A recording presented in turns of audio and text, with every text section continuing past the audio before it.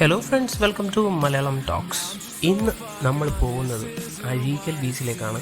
എൻ്റെ ഏറ്റവും ഫേവറേറ്റ് ആയിട്ടുള്ള ഒരു ടൂറിസ്റ്റ് പ്ലേസാണ് അഴീക്കൽ ബീച്ച്. വേറൊന്നും കൊണ്ടല്ല, എനിക്ക് ഏറ്റവും പെട്ടെന്ന് പോകാൻ പറ്റുന്ന ഒരു സ്ഥലമാണ്. അതുകൊണ്ട് തന്നെ ഈ സ്ഥലത്തിനോട് ഒരു പ്രത്യേക ഇഷ്ടമാണ്.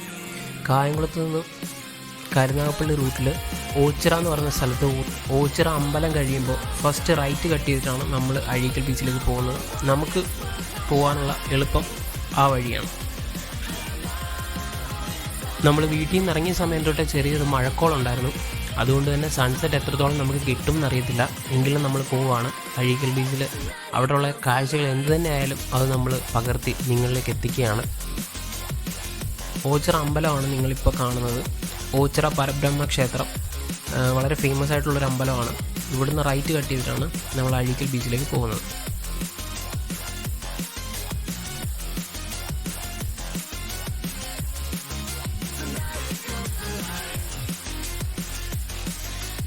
ബീച്ചിലേക്ക് പോകുന്ന വഴിയിൽ അഴീക്കൽ പാലം എന്ന് പറഞ്ഞ ഒരു വലിയ പാലമുണ്ട്.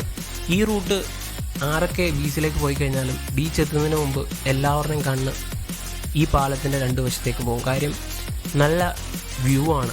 ഇവിടെ നിന്ന് നോക്കിക്കഴിഞ്ഞാൽ ഒരുപാട് ഫിഷിംഗ് ബോട്ടുകളൊക്കെ ഈ പാലത്തിന് താഴെ നമുക്ക് കാണാൻ സാധിക്കും. വൈകുന്നേരങ്ങളിൽ ഒരുപാട് ആളുകൾ ഈ പാലത്തിൻ്റെ രണ്ട് വശത്തായിട്ട് വന്ന് നിൽക്കാറൊക്കെ ഉണ്ട്. ഇവിടെ എന്നാൽ ചെറിയ രീതിയിൽ നമുക്ക് സൺസെറ്റ് ആസ്വദിക്കാൻ സാധിക്കും.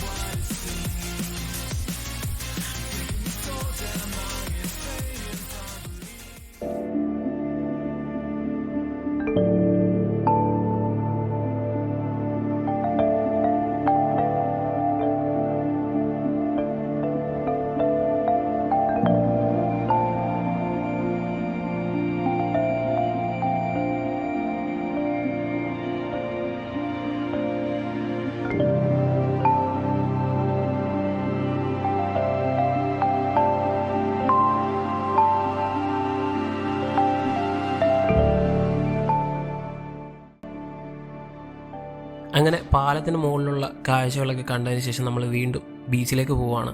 പാലം ഇറങ്ങി നമ്മൾ താഴേക്ക് വന്നിട്ട് അവിടുന്ന് റൈറ്റ് കട്ട് ചെയ്താൽ നേരെ ആ റോഡ് നേരെ ചെല്ലുന്നത് അഴീക്കൽ ബീച്ചിലേക്കാണ്. ബീച്ചിൽ ആ വഴി അവസാനിക്കുകയാണ്. ഇവിടം തൊട്ടുള്ള വഴി വളരെ സ്മൂത്തായിട്ടുള്ള റോഡാണ്. നമുക്ക് നല്ല രീതിയിൽ ഡ്രൈവ് ചെയ്ത് പോകാൻ പറ്റും. പക്ഷേ റോഡിൻ്റെ വീതി വളരെ കുറവാണ്. അതുകൊണ്ട് ഓവർ സ്പീഡിലൊക്കെ പോയി കഴിഞ്ഞാൽ ചിലപ്പോൾ ഓപ്പോസിറ്റ് വരുന്ന ബസ്സിലൊക്കെ ഇരുന്ന് നമുക്ക് തിരിച്ചു പോകേണ്ടി വരും.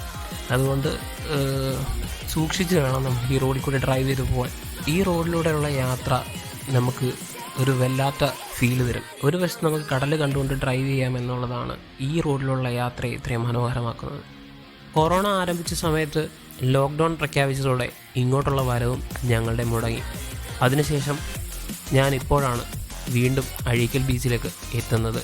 ഏകദേശം 1 വർഷത്തോളമായി ഞാനിപ്പോൾ ഇവിടെ വന്നിട്ട്. അങ്ങനെ ഫൈനലി ഞങ്ങൾ ബീച്ചിലെത്തി. പക്ഷേ വണ്ടി പാർക്ക് ചെയ്യുന്നൊന്നും നമുക്ക് റെക്കോർഡ് ചെയ്യാൻ സാധിച്ചില്ല. കാരണം അവിടെ കുറച്ച് മെയിൻ്റനൻസ് വർക്ക് നടക്കുന്നുണ്ട്. ഒരു ഹിറ്റാച്ചിയൊക്കെ അവിടെ കിടക്കുന്ന കാരണം വണ്ടി പാർക്ക് ചെയ്യാൻ കുറച്ച് പാടായിരുന്നു. കൂടാതെ അവിടെ കുറച്ച് ആളുകൾ കൂടി നിന്ന കാരണം നമുക്ക് വീഡിയോ എടുക്കാനും ബുദ്ധിമുട്ടുണ്ടായിരുന്നു. അവരുടെ പ്രൈവസിയെ മുന്നിൽ കണ്ടുകൊണ്ട് നമ്മൾ ആ ഭാഗങ്ങളൊന്നും ഷൂട്ട് ചെയ്തില്ല. ഇത് നിർമ്മാണം പുരോഗമിക്കുന്ന വലിയ അഴീക്കൽ പാലമാണ്. ആലപ്പുഴ, കൊല്ലം ജില്ലകളെ തമ്മിൽ ബന്ധിപ്പിക്കുന്ന ഈ പാലത്തിൻ്റെ നീളം 947 മീറ്ററാണ്.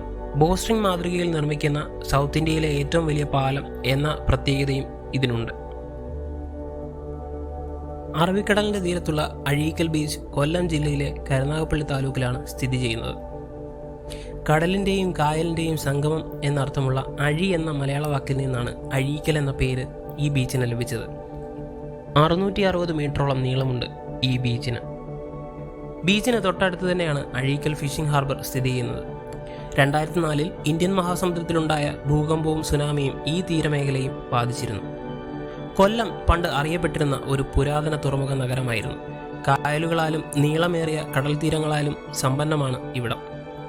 അഴീക്കൽ ബീച്ചിലേക്ക് കായംകുളത്ത് നിന്നും ഏകദേശം 13 കിലോമീറ്ററും കരുനാഗപ്പള്ളിയിൽ നിന്ന് 15 കിലോമീറ്ററുമാണ് ഉള്ളത്. അഴീക്കൽ ബീച്ചിലേക്ക് എല്ലാവരെയും ആകർഷിക്കുന്ന ഏറ്റവും വലിയ ഘടകമാണ് ഇവിടുത്തെ സൂര്യാസ്തമയം.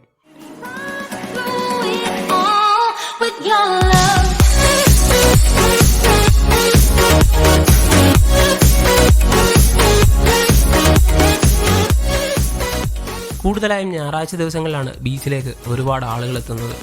അതുകൊണ്ട് തന്നെ ഞായറാഴ്ച ദിവസങ്ങളിൽ പലതരത്തിലുള്ള കച്ചവടക്കാരും ഇവിടേക്ക് എത്തുന്നു. കൂടാതെ വെഡ്ഡിംഗ് ഫോട്ടോഗ്രാഫിക്കായും സേവ് ദി ഡേറ്റിനായും ഒരുപാട് ആളുകൾ ഫോട്ടോസ് എടുക്കാനായി ഇവിടെ എത്തുന്നു. അഴീക്കൽ ബീച്ചിൽ ഒരു പ്രാവശ്യമെങ്കിലും സന്ദർശിച്ചിട്ടുള്ള ഒരാൾ ഒരു ഫോട്ടോഗ്രാഫർ അല്ലെങ്കിൽ കൂടി ഒരുപാട് ഫോട്ടോകൾ എടുക്കാതെ ഇവിടെ നിന്നും ഒരിക്കലും പോവില്ല. അത്രത്തോളം സൗന്ദര്യമുണ്ട് ഈ സ്ഥലത്തിന്. ഞാനും സ്ഥിരമായി വരാറുള്ള സ്ഥലമായിരുന്നു അഴീക്കൽ ബീച്ച്.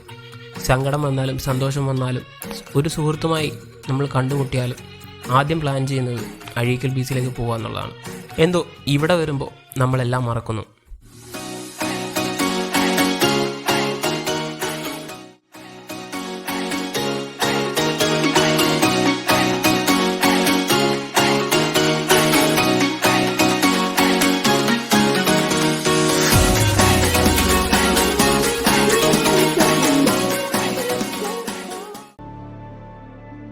കടലിലേക്ക് ഇറങ്ങി നിൽക്കുമ്പോൾ ആർത്തുലച്ചു വരുന്ന തിരമാലകൾ തീരത്ത് തട്ടിത്തെറിച്ച് പതഞ്ഞു പൊങ്ങി നമ്മുടെ കാലുകളിലേക്ക് സ്പർശിക്കുന്നത് ഒരു പ്രത്യേക അനുഭൂതി നൽകുന്നു. മഴമേഘങ്ങൾ കാരണം ശരിയായ രീതിയിൽ സൂര്യാസ്തമയം ഷൂട്ട് ചെയ്യാൻ ഞങ്ങൾക്ക് കഴിഞ്ഞില്ല. അതുകൊണ്ട് മുമ്പ് പലപ്പോഴായി ഞാൻ തന്നെ എടുത്തിട്ടുള്ള കുറച്ച് സൂര്യാസ്തമയ ചിത്രങ്ങൾ ഈ വീഡിയോയിൽ ചേർക്കുന്നു.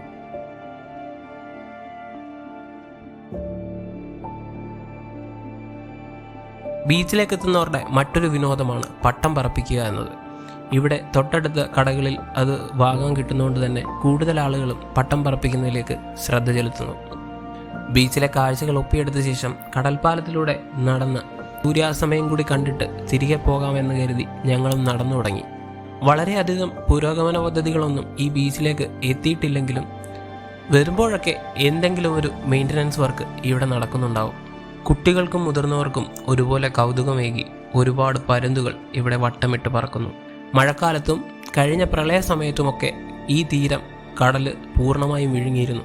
പിന്നീട് കടൽ കുറേശ്ശെയായി തീരപ്രദേശം മനുഷ്യർക്ക് വിട്ടു നൽകുന്നു. അഴീക്കൽ ബീച്ചിലേക്ക് ആളുകളെ ആകർഷിക്കുന്ന മറ്റൊരു ഘടകമാണ് ഇവിടെയുള്ള കടൽപ്പാലത്തിലൂടെയുള്ള നടത്തം. കടൽപ്പാലം എന്നാണ് ആളുകൾ വിളിക്കുന്നതെങ്കിലും മുട്ടെന്നും ആളുകൾ പറയുന്നു. വൈകുന്നേരം ആവുന്നതോടുകൂടി ബീച്ചിലേക്ക് ഒരുപാട് ആളുകൾ എത്തുന്നുണ്ട്.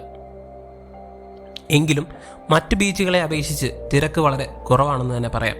അതുകൊണ്ട് തന്നെ ഇവിടേക്ക് എത്തുന്ന ഏതൊരാൾക്കും കുറച്ച് അധികം പ്രൈവസി ലഭിക്കുന്നു. സ്ഥിരമായി വരുന്നതുകൊണ്ട് തന്നെ ഞങ്ങൾക്കും ഞങ്ങളുടെ ഒരു സ്വന്തം സ്ഥലത്തെത്തിയ പ്രതീതിയാണ് ഇവിടെ എത്തുമ്പോൾ. ധാരാളം ആളുകൾ ഫിഷിങ്ങിനായി അഴീക്കൽ ബീച്ചിലേക്ക് എത്തുന്നുണ്ട്. ചില സമയങ്ങളിൽ ഇവിടെ ഫിഷിംഗ് ടൂർണമെൻറ്റുകൾ പോലും നടത്തപ്പെടുന്നു. റോഡും റീലുമൊക്കെയായി ആധുനിക രീതിയിലുള്ള മീൻപിടുത്തമാണ് ഇവിടെ നമുക്ക് കാണാൻ സാധിക്കുന്നത്.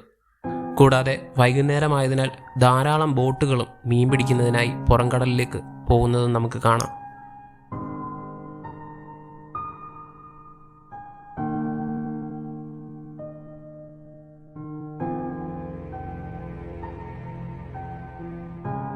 ഈ രണ്ട് മുട്ടുകൾക്കിടയിലൂടെയുള്ള പൊഴിയിലൂടെയാണ് അഴീക്കൽ പാലത്തിന് താഴെയുള്ള ഫിഷിംഗ് ബോട്ടുകൾ കടലിലേക്ക് പ്രവേശിക്കുന്നത്.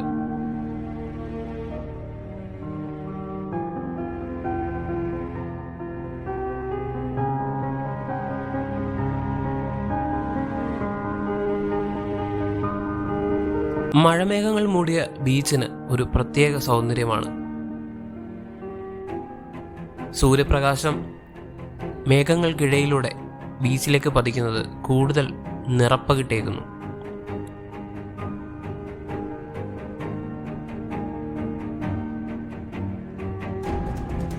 വൈകുന്നേരങ്ങളിൽ ഇവിടെ അടുത്തുള്ളവരല്ലാതെ ദൂരസ്ഥലങ്ങളിൽ നിന്ന് പോലും ആളുകൾ ഇവിടേക്ക് എത്തുന്നു.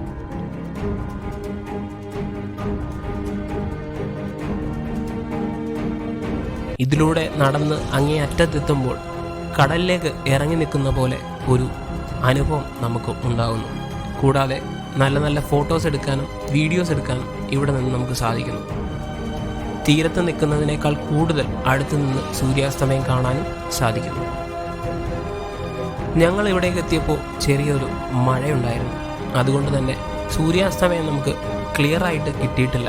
എങ്കിലും സൂര്യാസ്തമയം കിട്ടാത്തതിൻ്റെ സങ്കടമൊന്നും ഞങ്ങൾക്കില്ല. കാരണം മേഘാവൃതമായ ബീച്ചിൻ്റെ മറ്റൊരു മുഖം കൂടെ നമുക്ക് കാണിച്ചു തരുന്നു. മഴമേഘങ്ങൾ വന്നു മൂടിയ ബീച്ച് ശരിക്കും കുറച്ചുകൂടി കളർഫുൾ ആയതുപോലെ നമുക്ക് തോന്നും. അതുകൊണ്ട് തന്നെ ആ ദൃശ്യങ്ങൾ പകർത്തിയെടുക്കാൻ ഞങ്ങൾക്ക് കൂടുതൽ ആകാംക്ഷയായിരുന്നു. അങ്ങനെ നടന്ന് ഞങ്ങൾ കടൽപ്പാലത്തിൻ്റെ അറ്റത്തെത്തി. ഇവിടെ നിന്ന് നോക്കുമ്പോഴുള്ള കാഴ്ചകൾ ഇതാണ്. ഇവിടെ നിന്ന് താഴേക്ക് നോക്കുമ്പോൾ ശരിക്കും നമ്മൾ കടലിനുള്ളിൽ അല്ലെങ്കിൽ കടലിലേക്ക് കുറേ അധികം ഇറങ്ങി നിൽക്കുകയാണെന്നുള്ള തോന്നൽ നമുക്കുണ്ടാവില്ല. പക്ഷേ നമ്മൾ തിരിഞ്ഞു നോക്കുമ്പോഴാണ് നമ്മൾ എത്രത്തോളം കടലിലേക്ക് ഇറങ്ങിയാണ് നിൽക്കുന്നത് മനസ്സിലാക്കാൻ സാധിക്കുന്നത്. വളരെയധികം പാറകൾ നിരത്തി അതിലൂടെയാണ് നമ്മൾ ഇപ്പോൾ സഞ്ചരിച്ച് ഇവിടം വരെ എത്തിയിരിക്കുന്നത്. മഴക്കാലത്ത് ഇവിടെ എത്തുന്നവർക്ക് ഇവിടെ നിന്ന് താഴേക്ക് നോക്കുമ്പോൾ ചെറിയൊരു പേടി ഉണ്ടാകുന്നു. വലിയ തിരമാലകൾ ഈ പാറകളിൽ തട്ടി ദേഹത്തേക്ക് വെള്ളം തെറിപ്പിക്കുന്നത് ഇവിടുത്തെ സ്ഥിരം കാഴ്ചയാണ്.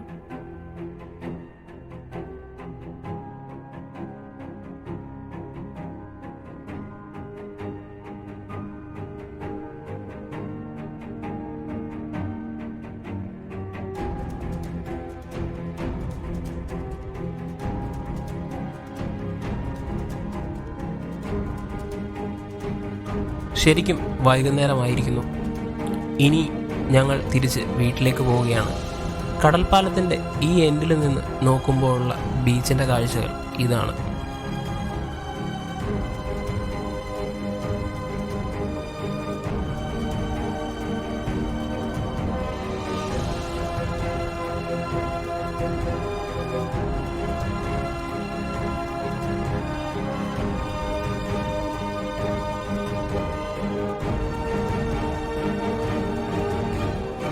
അങ്ങനെ ഇത്രയും മനോഹരമായ കാഴ്ചകൾ നമുക്ക് സമ്മാനിച്ച അഴീക്കൽ ബീച്ചിനോട് യാത്ര പറഞ്ഞ് ഞാനും രഞ്ജിത്തും അവിടുന്ന് യാത്രയായി.